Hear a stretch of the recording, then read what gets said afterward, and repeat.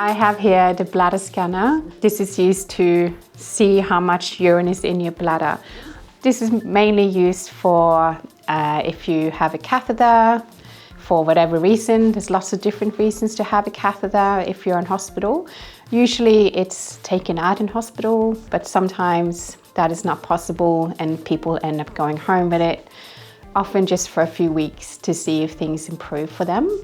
Now, when the catheter comes out, the most important thing is that we know that you're actually able to empty your bladder properly. This is why we use the bladder scanner. It tells us really just how much urine is in your bladder. So a trial or void is what we call to try and take your catheter out. It involves doing 3 wees, and we scan you before your wee and then after your wee to see how much remains in your bladder. It's normal to have a little bit left. Most people don't sort of empty totally, but if it's sort of more than 100 mils, or if it keeps going up every time you do a wee, like you retain more and more and more, you know, that's an indication that you might need to have the catheter put back in. It's a very simple and non-invasive thing to do at home. It doesn't really involve anything on your part except that you just have to lie down on a flat surface, flat-ish surface. Otherwise it's hard for the scanner to sort of find your bladder.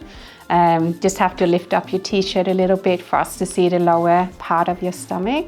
The yellow in the circle is the urine, and when you can see when it's sort of between the crosshairs there and you can see all of it, that means it's an accurate reading, and it tells you it's 259 mils in your bladder.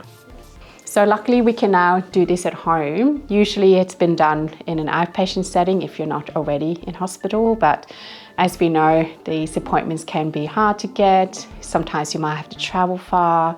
It could be quite stressful for you, especially if you are wheelchair bound. And that's when I sort of thought, oh, why don't we do this at home? Sounds like a good thing to do for our clients.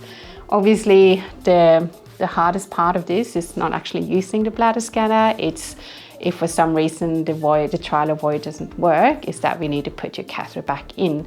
Now, luckily our nurses are trained in that. So, you know, our nurse would stay with you for the whole time for doing this using the bladder scanner. And then with the help of your doctor, decide, was it a successful one or does your catheter need to go back in? If it does need to go back in, you know, we have the proper equipment and the proper training to do so safely in your home.